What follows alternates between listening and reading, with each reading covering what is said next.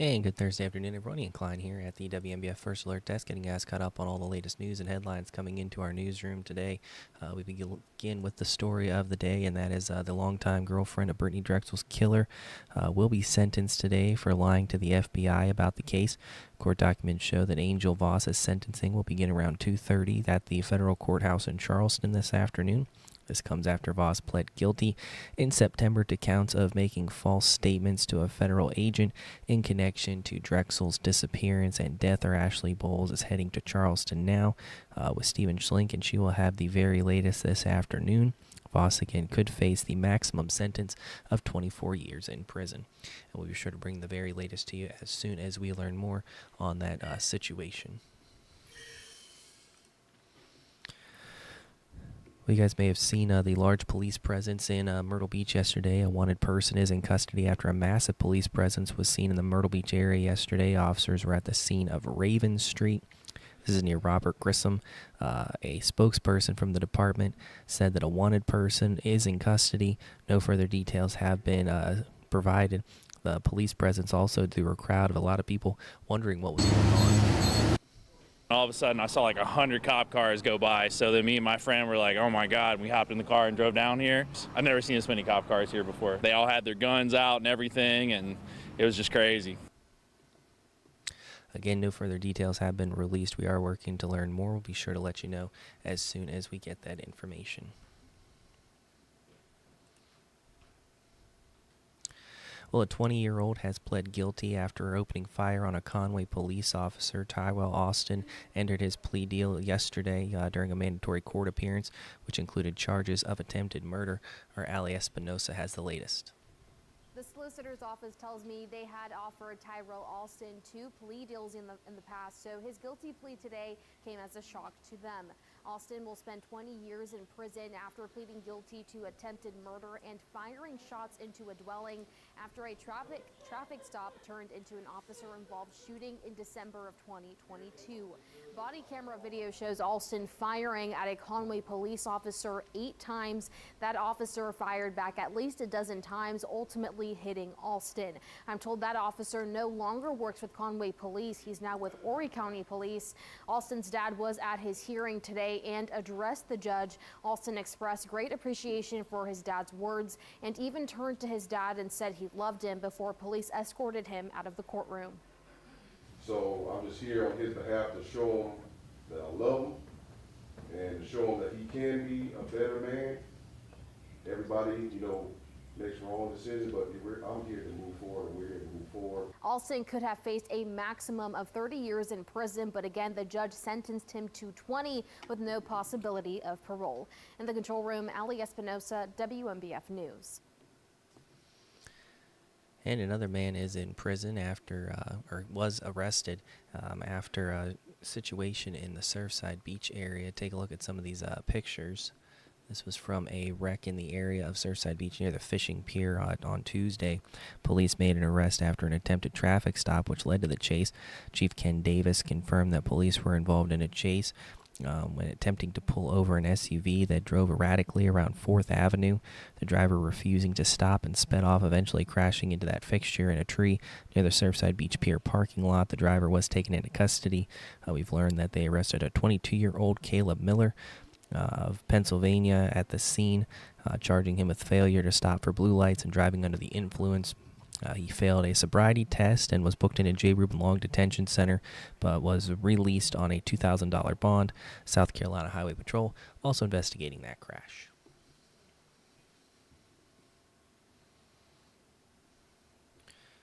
Horry County Police are investigating 2 separate shootings in the Little River community.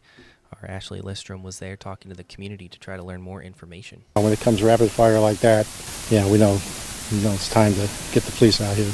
Shots erupted during a quiet evening in the Woodridge neighborhood. At first you think it's fireworks, but it obviously wasn't because it kept on coming. I couldn't even count the number of shots. Those bullets hit one person. A resident who doesn't want to be identified for safety reasons says they heard a person say they'd been hit, so they took action. Call the police and let them know that something's going on and they need to come out here. After several 911 calls, the neighborhood watched as the police pulled up. you know something bad's going on because we're not going to send 6, 7 cops in here and it not be serious. But it wasn't until the scene settled that some Woodridge residents learned an hour before another person had been shot just 5 minutes away. We're very angry. You know, bullets travel a long way. What if I do bring my dog out and a stray bullet comes, or a drive-by even? The 2 shootings are leaving many on high alert and begging police to take action. What I'd like to see is them patrolling through here on a daily. There's families here. I mean, there's kids. This has got to stop. And we have not really received any more information on that shooting, but we are sure to let you more. The Horry County Police said they do not believe that the 2 shootings are connected. Iconic oceanfront family-owned motel is deciding to close its doors. Vacationers will officially say their goodbyes to the former staple in downtown Myrtle Beach. The Sea Dip Resort on North Oceanfront Boulevard closed its doors this week for good. After more than 60 years of service to the community, hotel staff announced on social media that a future resort will soon be taking place where the old building is, but we here at WMBF have not been able to independently verify the new information or what type of hotel will be going there. We did have a lot of people reach out telling us about the stories that they shared about this iconic part of Myrtle Beach history. There was a lot of mom and pop places. There were 1- and 2-story motels. You know, the Sea Dip was one of the first high-rise, changed the skyline of Myrtle Beach properties. So, I mean, it's just an iconic property. It was a fabulous atmosphere. You never knew who was going to come in. And of course, that is part of the redevelopment we have been seeing in downtown Myrtle Beach. And our Eric Richards was working with the city to get an update on how the redevelopment project of downtown Myrtle Beach is going. He spoke to one business owner in downtown who said he's expected to see a little bit more this time as far as the redevelopment project goes. Well, we've learned that the city is still trying to figure out how to utilize the acquired properties for the oceanfront redevelopment project. They say that the landscape has evolved since this whole entire project was first incepted years ago. The city acquired 21 of the 23 properties on its list along Ocean Boulevard and east of Kings Highway. It cost the city $34 million to buy the nuisance properties, which were hotbeds for criminal activity. Coral Sands Motel at Ocean and 3rd Avenue North has been vacant for a while with obvious deteriorating conditions. The city says that the new owner has plans to demolish the location and build something else, but there is no timetable on when that will be. In the meantime, Assistant City Manager Brian Tucker says that he hopes progress will happen on the Coral Sands Motel and other properties in the city that they now own, so the revitalization process can go full steam ahead. The reality is the city's made a tremendous investment in those properties. We're not going to sit by idly and just wait. I mean, we're actively working on something as soon as we can humanly get to an answer that we feel like does create a catalytic movement. It's in our best interest, it's in the city's best interest to move ahead with that plan as quickly as possible. And Tucker says that we should receive a substantial update on this project in the coming months. In Myrtle Beach, Eric Richards, WMBF News. All right, Eric, thank you. And of course, you can always get an update on all of these stories and more on the WMBF News app. Just head over there now, scan that QR code if you don't have it already, and you can go ahead and catch up on all of these stories and more. So some always good stories to catch up on and get more details if you ever want to get caught up on all those or follow up on stories that maybe you missed out on. So we do have some good news to end with here. We have the contestant from The Voice that maybe some of you guys have seen. Grace Miller Moody was in the Myrtle Beach area yesterday, had the chance to sit down with our Rachel Bogle and talk about her experience on The Voice. Just a few short years before Grace Miller Moody was wowing us on The Voice with this blind audition. She was like many young people, still finding her voice. Growing up in Florence, I feel like there isn't much opportunity to be kind of musically inclined. My family was always the people telling me that I had a good voice, so I didn't really think anything of it. Then someone gave her the push she needed. My dad actually sent me the email to do the open casting auditions, and I really, again, did not think much of it, but I was like, it wouldn't hurt. And my dad has always been the one behind me to be like, you need to pursue this. This is your God-given gift. And then 5 minutes later, I got an email back, and I was like, oh my gosh, like what is happening? I thought it was almost a scam. I was like, this is not real. They're gonna ask me to send $5,000. Exactly, like something behind it. So yeah, and then it just went from there. And that's how Grace Miller went from singing in front of maybe 30 people at a restaurant to one of the biggest shows on TV. Before my blind audition, it was very nerve-wracking. I was like, oh my gosh, I just need one chair, that's it. But she got 4. She says choosing her coach, much like choosing her audition song, felt pretty pitch perfect. It has a lot of meaning with my family and my little brother. We all went to go see a Maroon 5 concert after he had gotten into remission after being diagnosed with leukemia.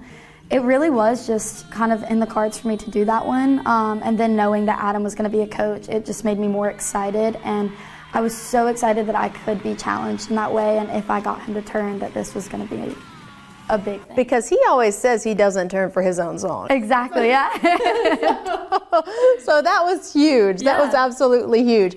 And while she can't divulge what's next this season, Grace Miller did share, if she wins, we might expect to see her back here in the Grand Strand. We actually have a house in North Myrtle. Oh, you do? Okay, yes, great. Yes, we spend a little time down here. Yeah. Yeah. Oh, that's cool. So you've been to all the places here. We have, yeah, and the live music down here is amazing. Pretty awesome. It is, especially yeah. like on the inlet. Too. Exactly. Very impressive. Yeah. Down there. Well, maybe we can get you here for a little I know. victory celebration performance Yes. as well.